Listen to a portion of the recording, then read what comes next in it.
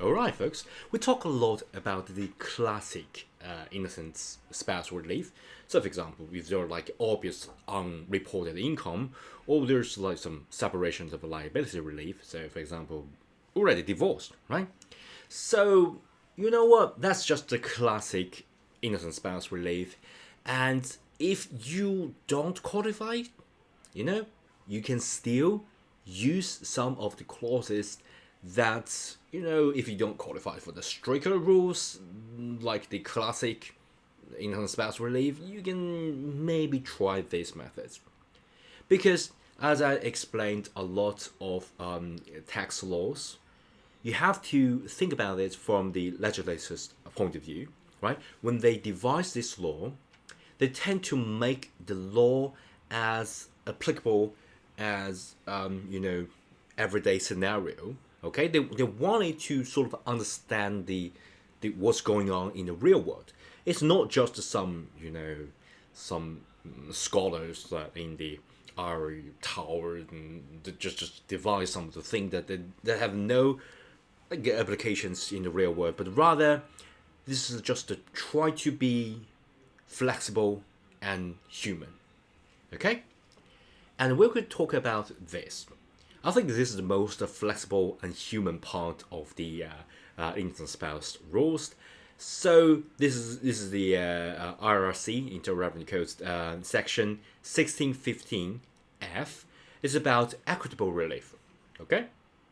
So basically, you're not qualified under the stricter rule, but it's simply not fair to hold you responsible. Do you haven't you have a scenario when there is a rule here and you say, well, if this rule got like applied to you, that's not fair, right? So from the legislator's point of view, they should get some of the fallback rule that, if it's not fair, and even though it's not fair, but it's still not qualified, there should be a like safety net. And that's the equitable relief that we are talking about. Because you know what, IRS is like pretty flexible in these terms. It's like saying, well, is life is we get it. Life is not just a black and white. It's just sometimes it's not fair. So you can also consider this. Okay, this IRC section 1615. By the way, you can also check this law, check the current in fact law at this website. So it's uscode.house.gov.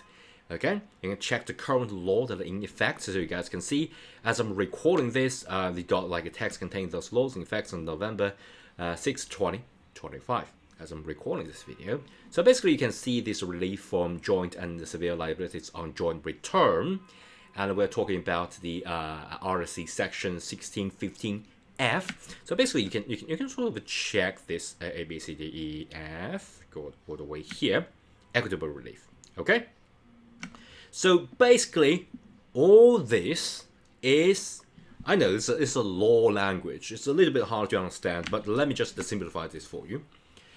This just simply say that based on all the facts and circumstances, it will be unjust or it will be unreasonable to sort of force you to pay the tax.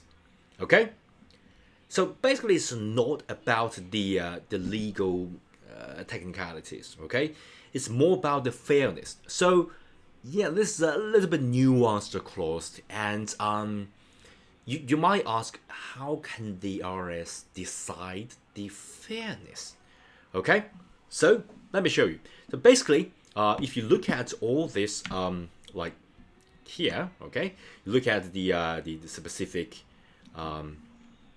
form 8857, you can see a lot of hints of how you can provide information, how can you argue for your case, and then IRS can sort of say, hey, yeah, we got this information, we got that information, we can like consider that in a whole. So for example, for example, I think here, who is spouse, here, and all that, yeah, what was the highest level of education you had completed when the return or returns were filed?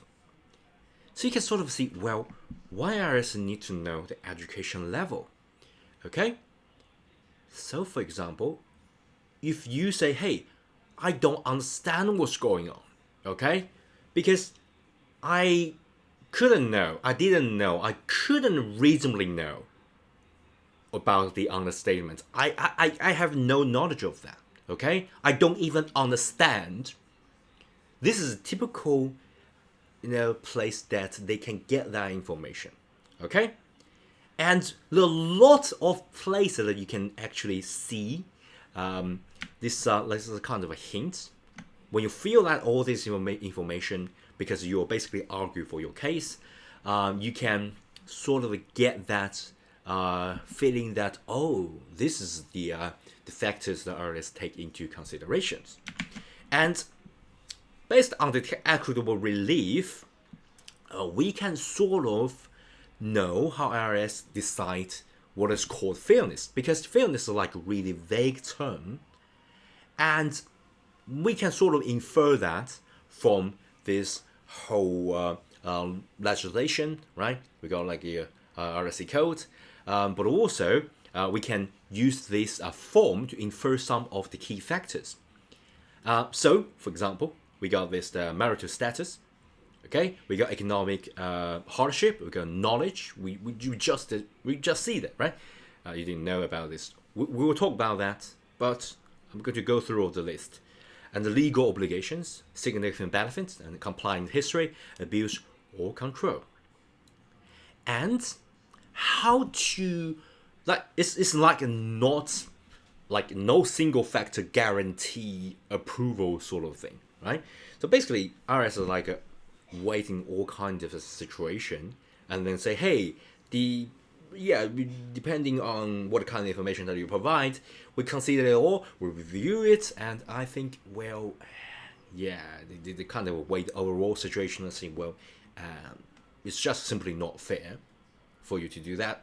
So we're going to do something that sort of relieve the burden of your tax. Okay, so we're going to go through all these factors in next video.